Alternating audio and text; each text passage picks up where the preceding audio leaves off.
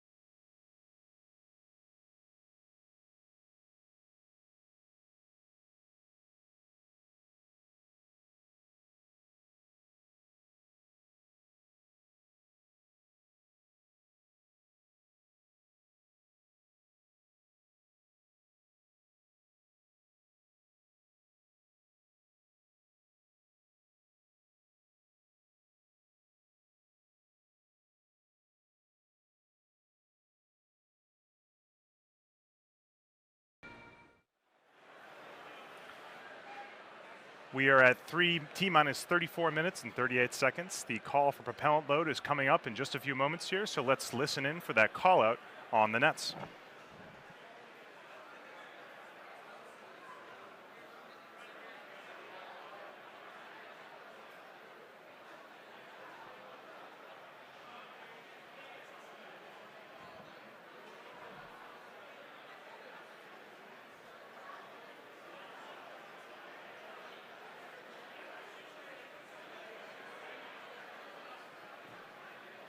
For those of you just joining us, we are just waiting for the call out for beginning propellant load on the Falcon 9 rocket. We have not heard that call out yet, but it is coming up in just a few minutes. Stand by.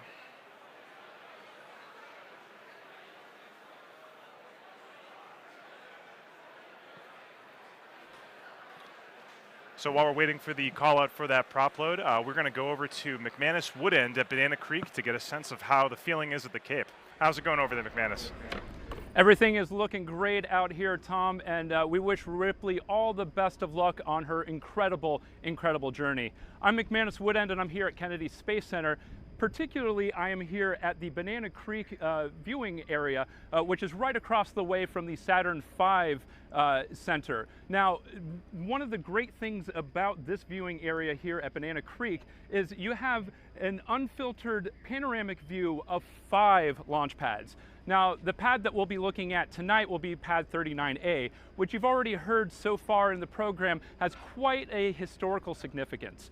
12 Apollo launches and 82 shuttle launches took place at pad 39A, and we're hoping that SpaceX is able to continue that history tonight.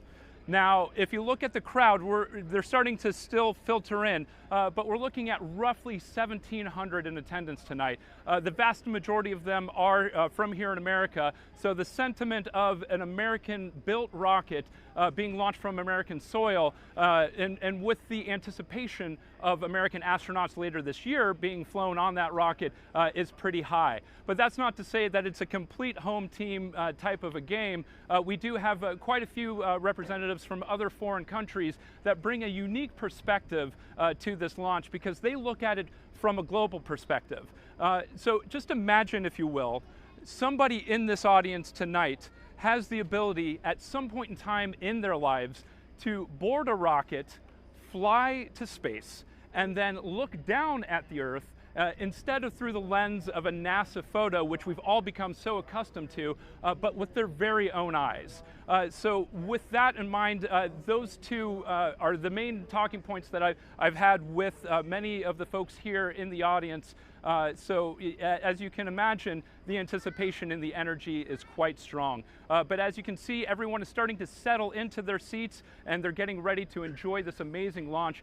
So with that in mind, let's go ahead and send it back to Shiva and Stephanie right down the road at our studio. Guys? Thanks, McManus. That's an awesome crowd out there. Now, we do want to let you guys know that propellant loading has begun on the Falcon 9. Now, also, as a reminder, today's launch is a test flight, and while SpaceX has been transporting cargo to and from the International Space Station since 2012, this flight is the first time that we'll be launching a Crew Dragon with the upgrades to Falcon 9 and Dragon that will allow us to fly astronauts. Now, we haven't launched astronauts from the U.S. soil to the International Space Station since the Space Shuttle Atlantis landed in 2011. Today's launch is a major test to help us restore that capability to America, with the idea that one day space travel won't just be for NASA astronauts. Stage 2, present for flight. Ground gas closeouts are complete. Go for launch. The purpose of the Commercial Crew Program is to return to our nation the capability to fly our astronauts to the International Space Station. 5, 4, 3, This Commercial Crew Program is the beginning, I think, of an entirely new era. 1. Liftoff. Astronauts taking flight once more from American soil as the nation begins a new chapter of space exploration. Up until now, it's been governments that have sent people into space. And working with our NASA partners, we are on the doorstep of being able to open it up to a much greater population.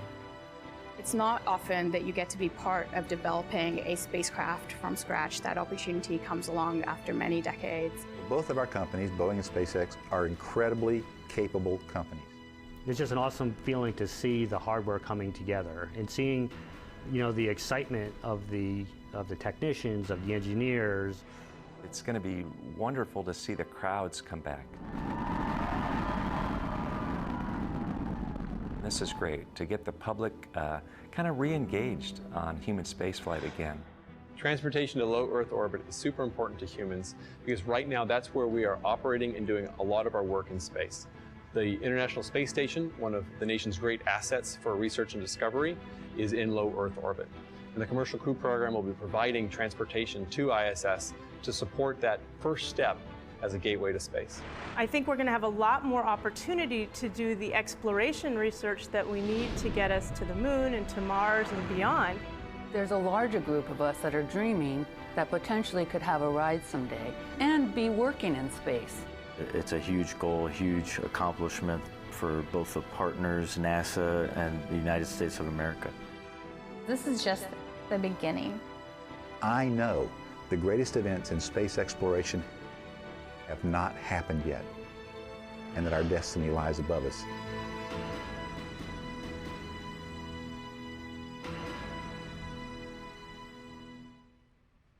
Unlike traditional NASA programs where we gave very prescriptive requirements, for commercial crew, NASA set high-level requirements based on our 50 years of human spaceflight experience for Boeing and SpaceX to meet.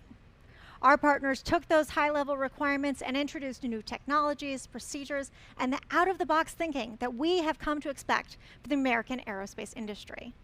Now, SpaceX is one of the companies that NASA ultimately chose to achieve this goal, and we've been able to introduce innovative ideas in collaboration with NASA, and together we've designed Crew Dragon to be one of the safest human spaceflight systems ever flown. Dragon and Falcon 9 together have years of operational experience, or what we refer to as flight heritage. The Crew Dragon builds on our Cargo Dragon's 17 successful flights to and from orbit since 2010, including 16 trips to the International Space Station. Not only have we conducted thousands of hours of testing, we've also enhanced and added a number of safety features. As an example, Dragon now has enhanced and additional parachutes. We used to have 3, and we added a 4th one for redundancy. And one of the most important safety features on Crew Dragon is our launch escape system, which is a huge advancement in the safety of human spaceflight. In 2015, we demonstrated the system during our pad abort test. Now, the launch escape system is outfitted with 8 Super Draco engines that are directly integrated into the spacecraft body. This enables Crew Dragon to maintain escape capability from the launch pad all the way to orbit, a feature that no other spacecraft in history has ever possessed.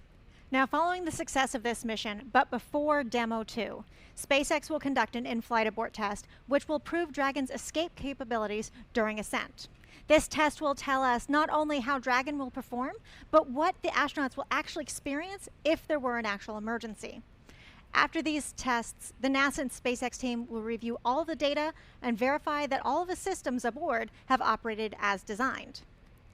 This extremely important step allows NASA to verify that SpaceX is meeting our requirements and can be certified to carry our astronauts safely to and from the space station. The first 2 crew members who will fly aboard Crew Dragon will be NASA astronauts Bob Behnken and Doug Hurley on board that Demo 2 flight test. Then, NASA astronauts Mike Hopkins and Victor Glover will fly aboard the next Crew Dragon mission with 2 international partner crew members who've not yet been announced. Yeah, and these NASA astronauts will not only be the first to fly on Crew Dragon, but they're also continuing the mission of the International Space Station, which is our premier orbital laboratory. It provides an environment to really learn what it takes for humans to live in space for the long periods that we will need to do when we go beyond low Earth orbit. Let's take a quick look at the history of the space station and its role in furthering human space exploration. The International Space Station, a football field-sized, million-pound laboratory flying around planet Earth at 17,500 miles per hour. It's our home in low Earth orbit and the bridge to exploring the far reaches of our solar system. A place to learn what it takes to live, to work, to thrive in space. Thanks to space agencies representing more than a dozen countries around the world, it went from the drawing board to liftoff when the first piece flew into space in 1998. That kicked off over a decade of construction, hauling the station to orbit piece by piece on NASA's space shuttle and Russian rockets. And after the first crew arrived in November 2000, we started an unbroken streak of humans living and working in space. Building on the legacy of past outposts like Skylab and Mir, the International Space Station became the training ground for humanity's next great journeys.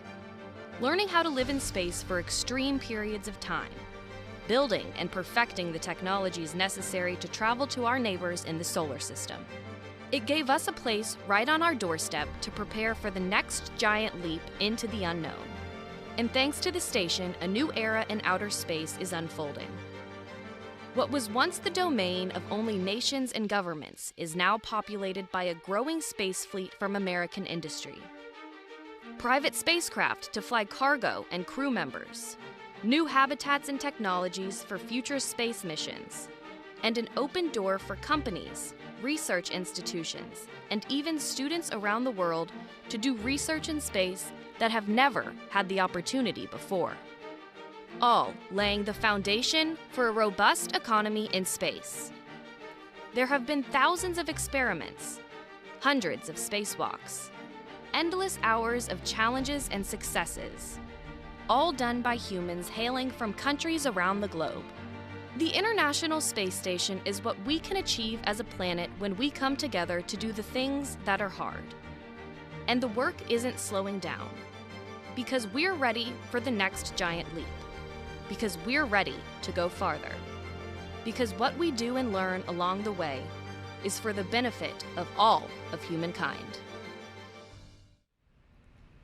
We clearly have an amazing responsibility to continue this research on the International Space Station, and that's what drove the creation of the Commercial Crew Program.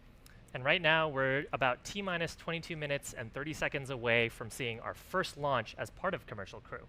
So let's check in with Lauren and Dan to hear more about today's mission. Thanks, you guys. So for Demo 1, Dragon's estimated round trip is roughly 6 days, and its journey is fairly similar to that of our cargo Dragon when it makes its trips back and forth to the ISS. All right, the crowd's getting into it. As we await that T-0 in just about 22 minutes, the ground operations teams are going to be doing a series of system checks just to make sure both Dragon and Falcon 9 are ready for liftoff. The moment we hit T-0 and a successful launch occurs, we'll watch Falcon 9 and Dragon make their ascent until Falcon 9 first and second stages separate and send Dragon on its way to the space station.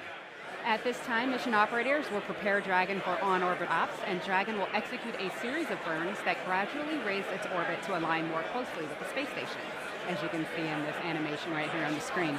As Dragon approaches ISS, it'll hold a few times before making one final push towards the space station, putting Dragon into the same orbital plane as it prepares for its approach and docking maneuvers.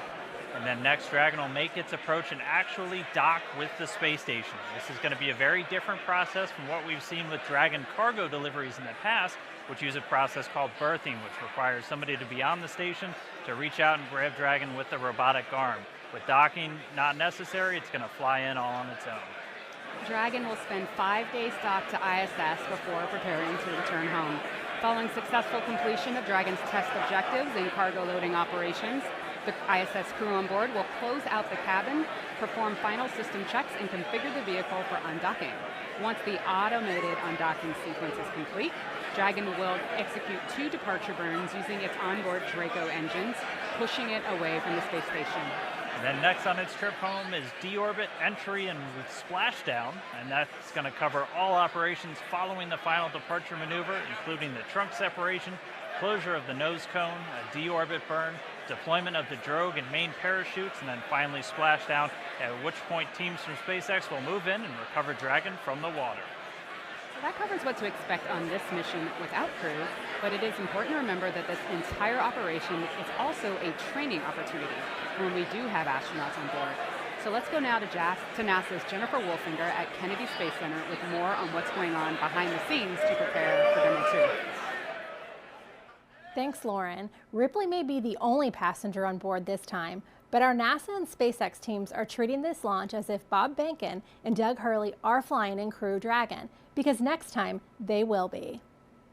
On launch day with the commercial partners, as soon as the crew walks into this room, the suit room, I officially hand them over to the partners. So SpaceX or Boeing officially takes charge of the crew at that point. As NASA's Vehicle Integration Test Office Chief, veteran shuttle astronaut Shane Kimbrough plays a big part in insulating the crew before launch. As teams have been preparing for the uncrewed Demo 1 flight, the crew has been suiting up, rehearsing with support teams what they will do for Demo 2. One major task has been dusting off the quarantine playbook. We didn't have to quarantine the crew this time, but for Demo 2, there's a lot of work that will go into making sure the crew is protected from any threat to their physical health in the days leading up to launch. It takes meticulous planning to make sure everyone who comes in contact with the astronauts is medically cleared to do so. Launch day operations, while the crew's in quarantine, I control the crew pretty much. So from L-14 to launch day, they're mine, so to speak. Just make sure we run the schedules, we keep them in a quarantine situation, other people aren't coming up to them. On launch day in particular, I'm just making sure they're up, making sure they're moving along according to their timeline so they don't get behind. And making sure they have a chance to connect with their families before they head to the launch pad. One last look at your family and one last time to talk to them and tell them you love them, and you'll be back seeing those kind of things. Right now, the Demo 2 crew is closely monitoring the pre-launch milestones inside of SpaceX's Launch Control Center, including propellant loading that began just a short time ago. The crew is using this morning to train for what will happen on Demo 2. Everything from strapping into their seats to being prepared to abort in the unlikely event of an emergency. These kinds of rehearsals are not new to the test teams, but this morning's uncrewed launch is more than just a simulation. It's their first chance to practice the real thing. We've touched on all the preparation leading to this moment. Now let's talk about where the crew is heading, the International Space Station. Joining me to discuss this is David Brady. He's a scientist with the International Space Station program. Thank you for joining us. Oh, you're welcome, Jennifer. Our viewers have been submitting questions on social media using the hashtag AskNASA. Let's check them out. Okay. At FlipFlopLife83 says, I can't imagine life without the science you guys accomplished up there. Do you think that this will help prolong space station missions? Oh, absolutely, and it's so exciting to see the folks involved in this are out there that are so interested in the science, because after all, we're all here to celebrate the how, but we need to talk a little bit about the why. And the why is that Space Station exists as a world-class facility to do research in space. So we're hoping that our CCP capability is going to double the amount of research that we can do in terms of time. Now you might ask, how can you double the amount of research by adding one crew member? Well, as you know, the crew spends a lot of time maintaining the vehicle. They also have to be available for spacewalks. And for every visiting vehicle that comes and goes, they're an integral part of that. Once all that is covered, adding an additional crew member should provide the capacity to do nothing additional other than research. So we're very excited at the capacity to do that, because we're looking forward to even more discoveries, enabling more exploration, discovering things that will help commercial companies, and also benefiting people on Earth. It's so exciting. Oh yeah, it's really cool. Let's see what our next question is. At JCS Amadora asks, will any cargo be returning from ISS with Crew Dragon back to Earth? And we're expecting to be able to fly up about 200 pounds of cargo and also fly back 100 pounds of cargo, which may not seem like a whole lot, but one of the things that it'll be useful for in the research area is that, for example, we do a lot of life science research. And that life science research is dependent on biological samples. So as you might imagine, if you're a researcher that does biological research, you're looking forward to getting your samples back as often as possible so you have flexibility in doing your research. So the new CCP capability, that's another thing that it will provide for us. That's great. That's all the time we have, unfortunately. Thank you so much for sharing your insights with our viewers. You're welcome. Let's check back in with Stephanie and Shiva for an update. Thanks, guys. We really love hearing the questions from the fans of today's launch. It's really awesome to hear those. Now, we would be remiss if we didn't tell you about the storied launch pad that Falcon 9 will lift off from today, which is Launch Complex 39A. It's also called Pad A here in Florida, and it's the site of many historic launches. It's where NASA astronauts launched to the moon, and as Daryl Nail is going to tell us, it's where SpaceX has completed a 21st century makeover to the launch pad, launching us into the next generation of human spaceflight. In the 1960s, NASA needed a new, bigger, and better launch pad, one capable of sending astronauts on historic journeys to the moon and back. To get there, that new pad needed to be capable of launching the most powerful rocket of its time, the mighty Saturn V. And so, in 1962, NASA began building the answer, Launch Complex 39A. At the bottom, a flame trench 1.5 football fields long. And above it, a launch tower connecting to a new concept at the time, mobilized launch platforms. With highly explosive rocket fuel nearby, an emergency escape system was added. NASA engineers designed a high-speed elevator and a 200-foot-long escape tube down to a blast-resistant bunker 40 feet underground. In November of 1967, NASA launched the first successful test flight of an unmanned Saturn V rocket from Pad 39A. Historic missions to the moon followed, and another pad, 39B, was added. Decades later, 39A and B were modified to support the Space Shuttle program. When liftoff, the final liftoff of Atlantis. From the 1980s all the way to the last launch in July of 2011. After that, the pads went dark. 3 years later, Pad 39A got a new lease on life. You see, NASA no longer needed 2 launch pads, so they upgraded it, and in 2014, SpaceX signed a 20-year lease agreement.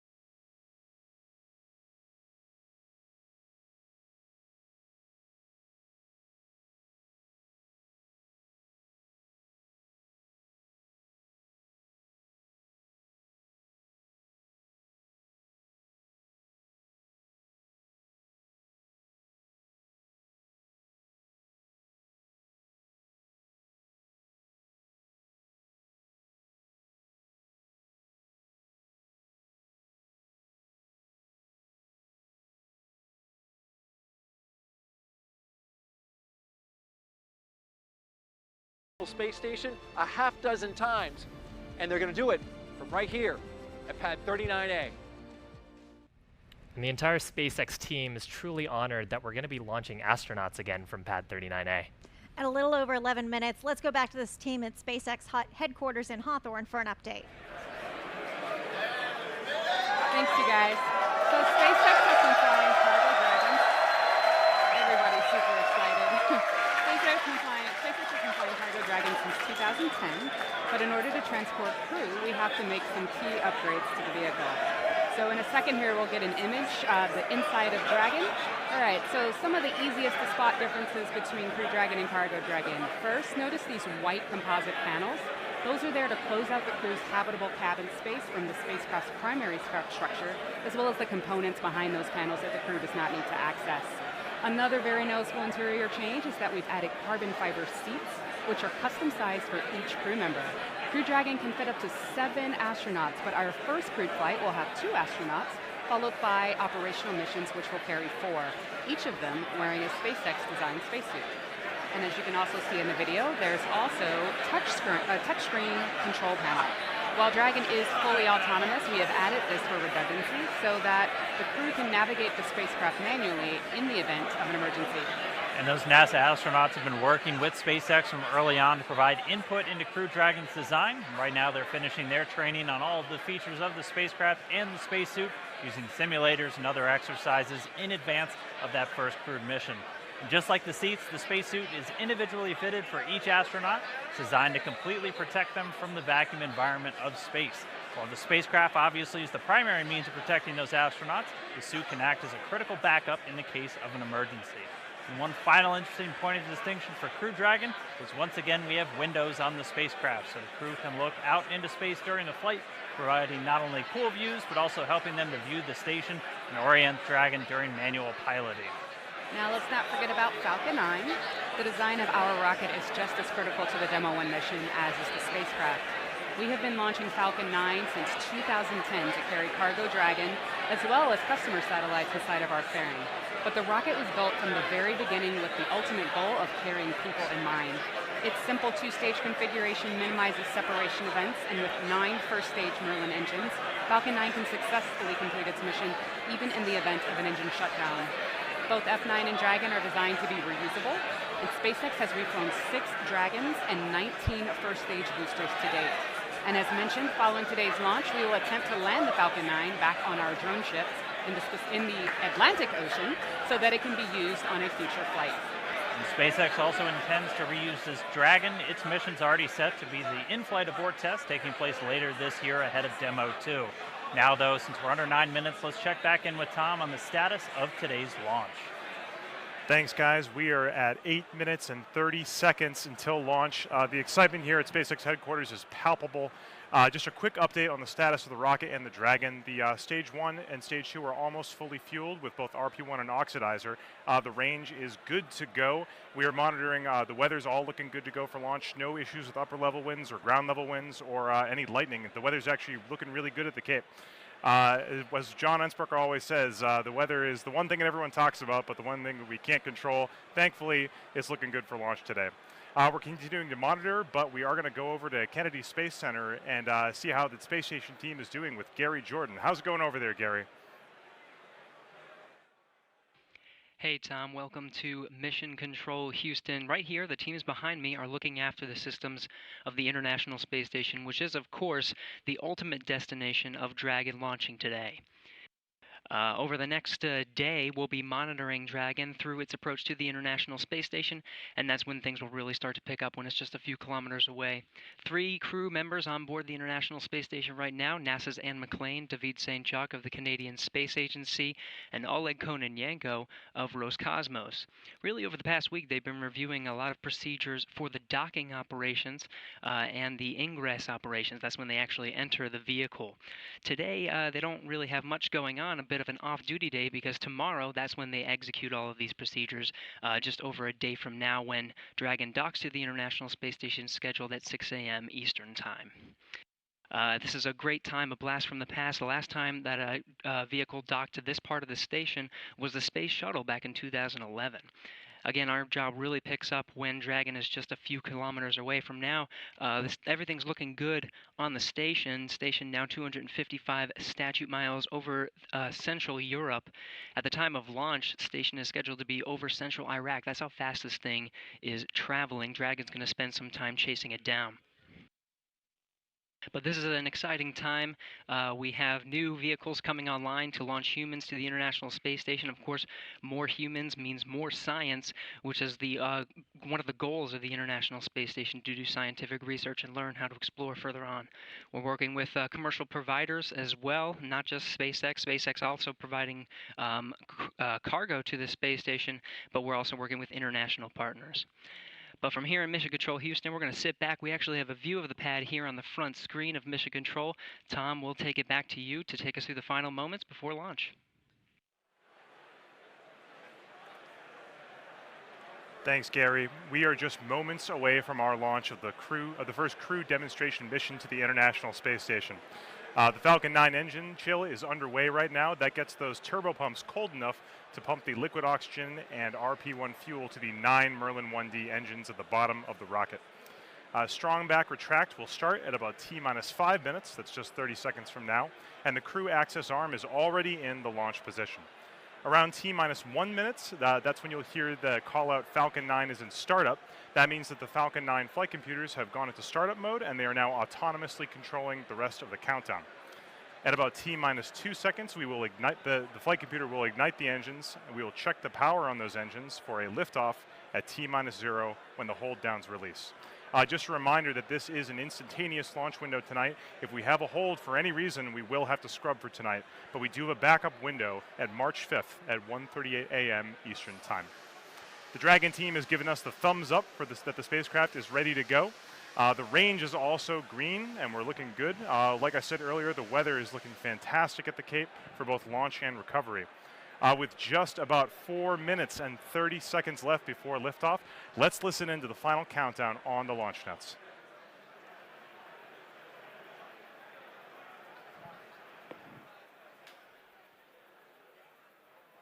And startback retract is starting. RP-1 bleed.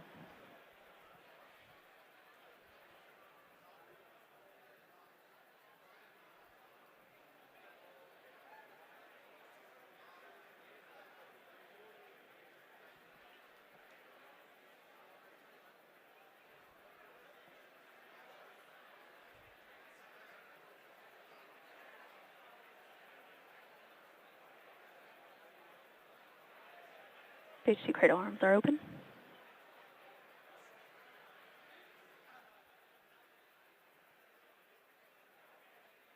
AFTS final setup started.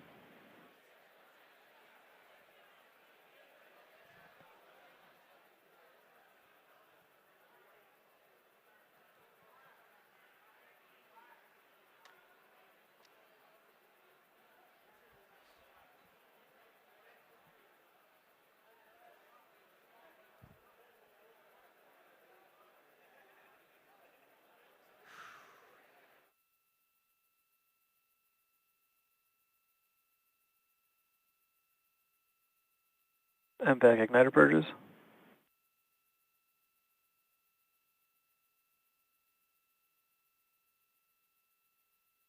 Stage 1 LOX load has closed out. Strong backside retract angle of 88.3 degrees.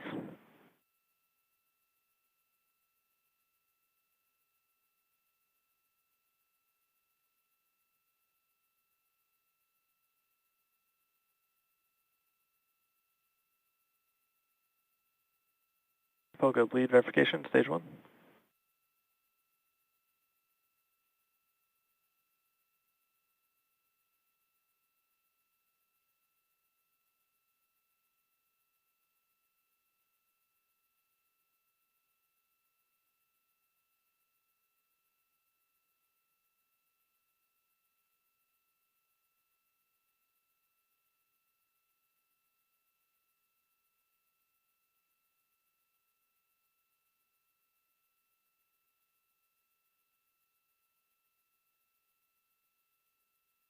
Dragon chill water closeout. Stage 2 LOX load closing out.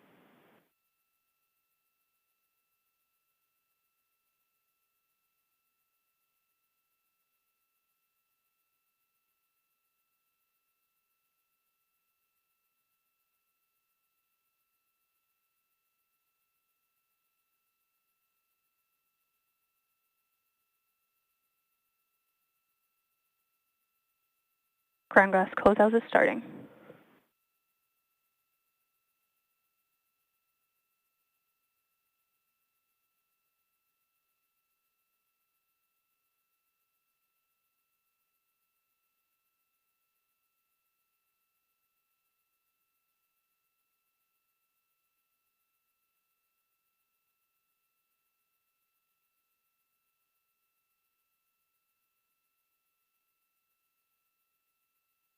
Falcon 9 is in startup. Ground gas closeout is complete.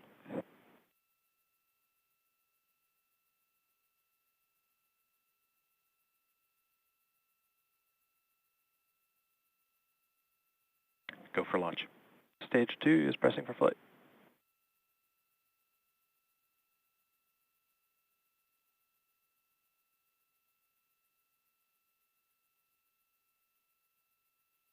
T-minus 30 seconds.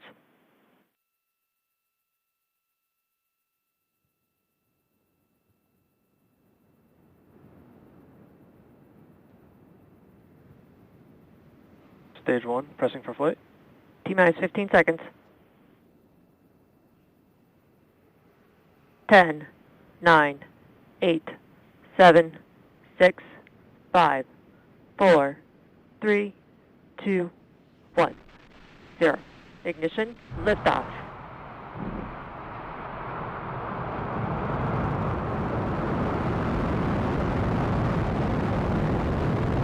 Vehicle is pitching downrange.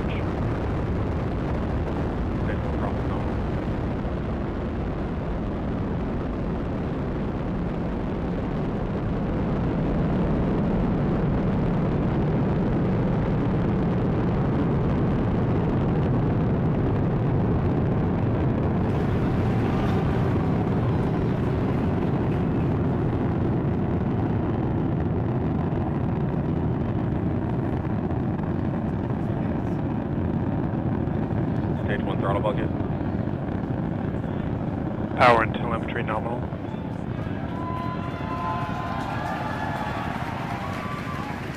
For those of you just joining us, you are watching a live view of the Falcon 9 rocket as it ascends through the atmosphere carrying the SpaceX Dragon 2 capsule to Vehicle orbit. is supersonic. The vehicle just passed through max Q, which is the point of maximum aerodynamic pressure on the vehicle. As you can hear in the background, the excitement at SpaceX headquarters is unbelievable here. Stage 1 throttle Vehicle up. is passing through max Q. You heard that call out from max Q on the nets. The Falcon 9 actually throttles down its 9 Merlin engines to reduce aerodynamic loads on the vehicle. It is now throttling those engines back up.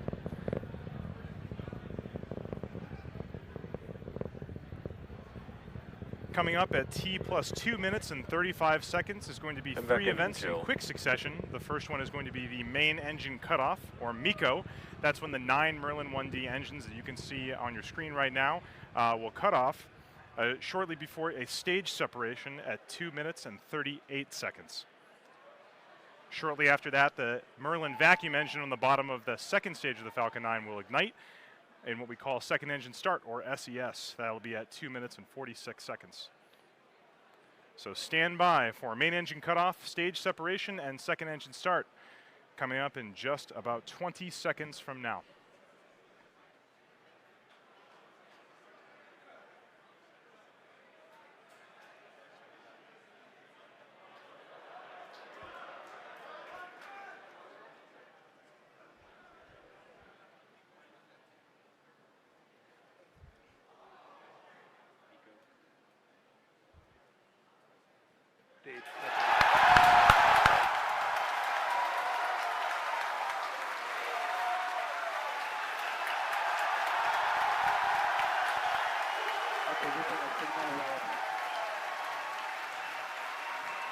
As you can hear from the cheering here at SpaceX headquarters, we did have a successful main engine cutoff, a stage separation, and as you can see on the right-hand side of your screen, that second stage engine is currently started and accelerating Dragon towards orbit.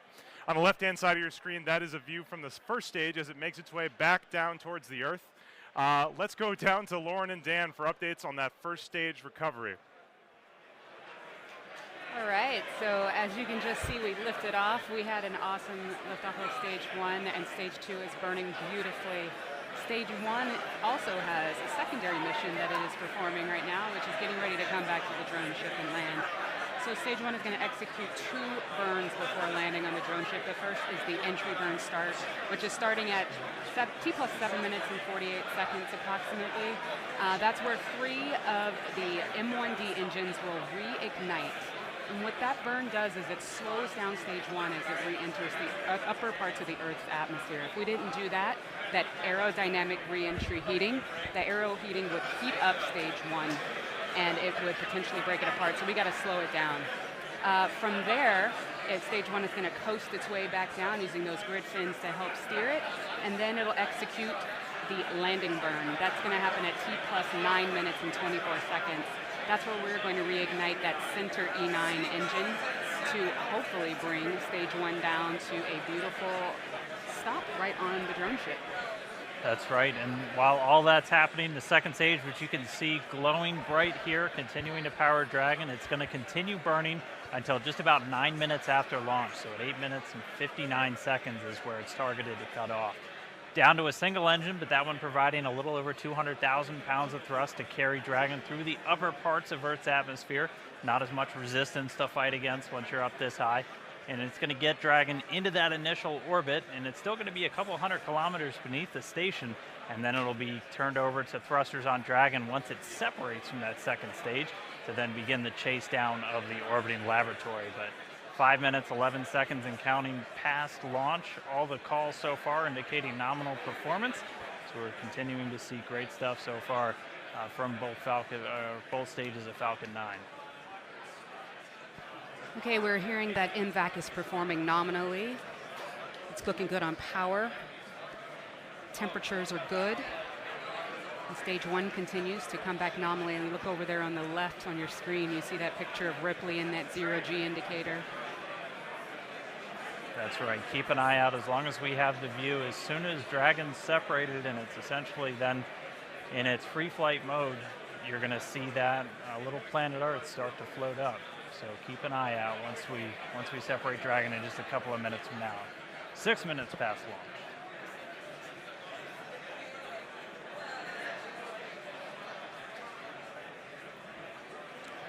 Trajectory continues to be nominal on stage 2.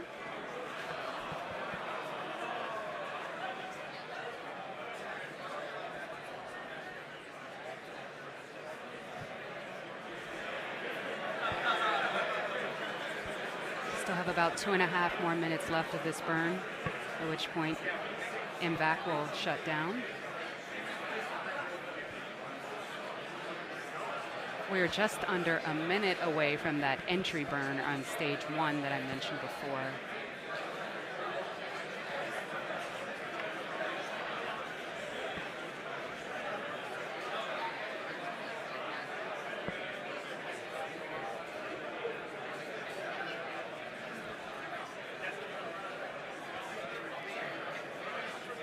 Second stage burn continues to burn nominally. That's right, we're over 7 minutes since that liftoff. Feels like it was 30 seconds ago. Continuing to carry Dragon up. It's going to make it to that initial orbit after it separates. The separation coming about a minute after that second stage cutoff. Stage 2 propellant tank pressures are looking good. The burn continues to be healthy.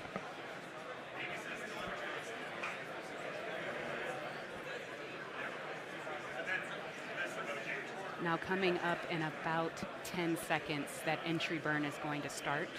Hopefully we'll have onboard video and you'll be able to watch. Let's listen in on the call-outs. Stage 1, FTS is safe. Stage 1, entry burn has started.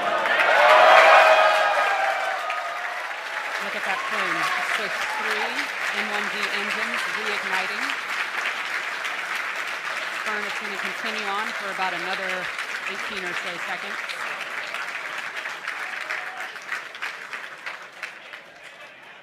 Yeah, so a little back-to-back action now as we see stage 1 coming back down towards Earth, stage 2 still making its way up into outer space. The Dragon still nestled on top, getting ready.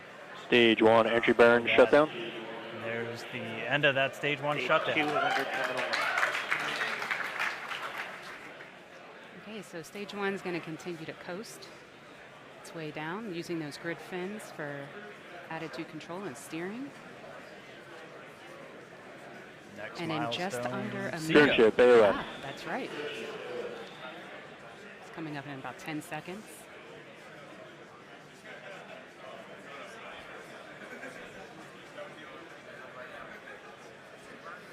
Invax throttling now for SECO.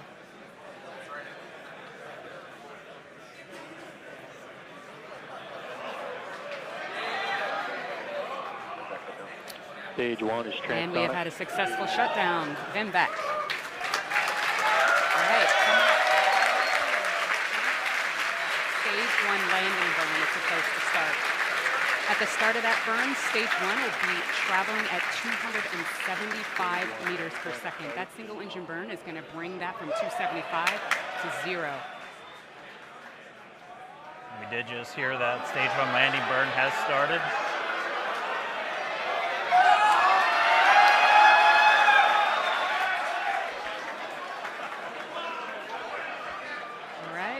See if we get it.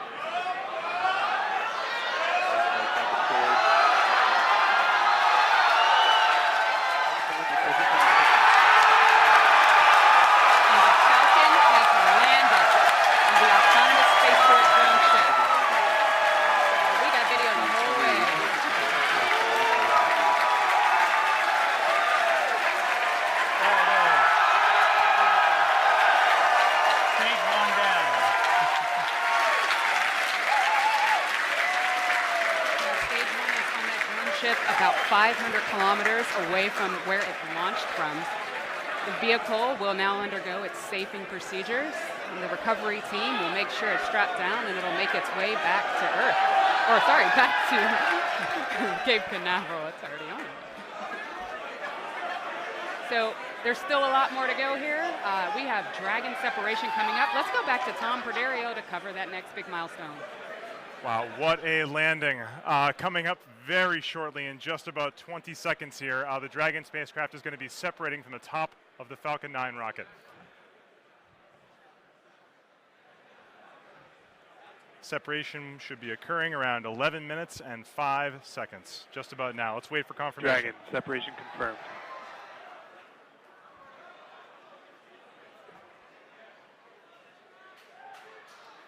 And there it is.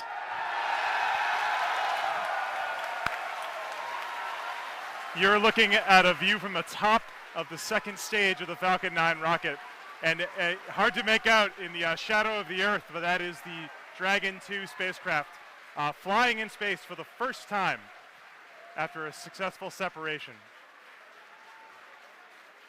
This is a great day for everyone here at SpaceX and NASA. Let's go back over to Gary Johnson and see how they're handling it over there. It's kind of crazy over here. How is it over there, Gary? Thanks, Tom. We were definitely enjoying hearing some of the cheers from over you guys. You can actually kind of see behind us. We got quite a number of viewers here in the International Space Station Flight Control Room. Very exciting time that we have now that they're waving. So this is, for us here in Mission Control Houston, this is just the beginning. Now that Dragon is in orbit, we have just over a day until Dragon's scheduled to be docked to the International Space Station. There's a lot of milestones to get through. The crew have been, again, reviewing their procedures, getting ready for some of those moments, again, monitoring the approach and even performing some commands while the Dragon is close enough. But again, there's a lot of work to do. We have docking scheduled for 6 a.m. tomorrow. We'll continue to monitor Dragon during that time. In the meantime, we'll toss to Lauren and Dan to witness some of these final milestones of Dragon now that it is in orbit. Back to you. Thank you, Gary. Now for a typical CRS mission, right about now, we'll be awaiting solar array deployment. But as a reminder, Crew Dragon has solar array body mounted along the surface of the trunk. That's already activated. They're producing the power. Draco engines are firing. Dragon is doing awesome. That's right, and as Tom just mentioned, the nose cone is going to be opening, and that's going to expose those guidance and navigation control sensors and the docking mechanism. And then pretty soon, Dragon's going to execute that series of burns to gradually raise its orbit up to align more closely with the International Space Station. Quick mission overview recap. We had a successful launch of Stage 1 and Dragon, of course.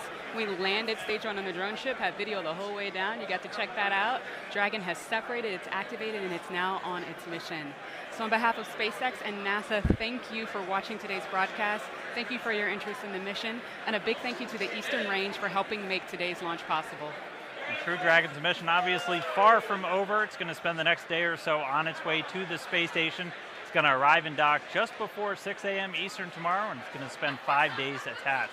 To get there, it's going to begin that series of phasing burns to raise its orbit just beneath the space station, at which point we begin that slow and steady approach to docking. We will be broadcasting Dragon's arrival and docking live on SpaceX.com and NASA TV. Our coverage will begin at 3:30 a.m. Eastern Time, so be sure to follow SpaceX and NASA on social media for real-time updates. Thank you again for watching, and hopefully you'll join us for docking. T-minus 15 seconds.